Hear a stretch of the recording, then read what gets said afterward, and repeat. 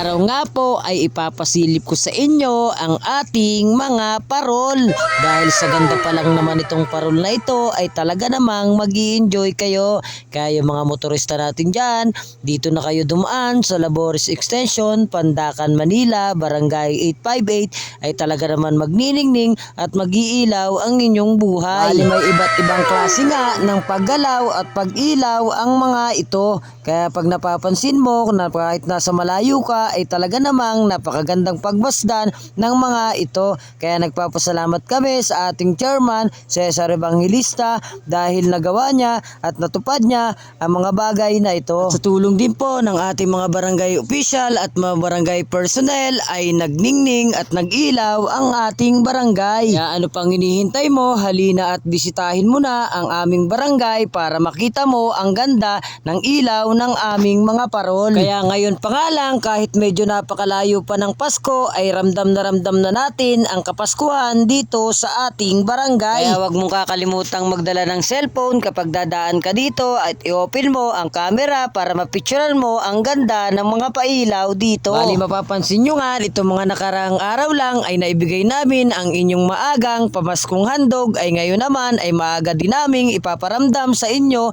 ang Kapaskuhan sa pamamagitan ng maagang pailaw na ginawa naming ito. Sana naman po ay napasaya namin kayo kahit sa kaunting bagay lang ito lang sa pailaw na ginawa namin ng maaga dito sa ating barangay ay pinagdingning natin at pinagliwanag natin. Para sa ngayon pa lamang ay ramdam na natin ang nalalapit nating Kapaskuhan. At sa kotosan nga ng ating chairman ay nagagawa natin ang imposible at nagiging posible. Ganyan pong magmahal at magmalasakit ang ating chairman sa kanyang nasasakupan ay ang mapaganda at mapabuti ang ating barangay. Medyo katatapos nga lang po ng ulan kaya nakikita ninyo na medyo basa pa ang ating kalsada ay nagvideo nga po ako para mapakita ko sa inyo ang kagandahan ilaw ng ating mga parol. Para na rin po sa mga hindi lumalabas ng bahay ay panoorin nyo lang po ang aking video na ito ay para na rin po kayong lumabas ng bahay dahil sa nakikita nyo dito na napakagandang ilaw ay ramdam nyo na rin po ang Kapaskuhan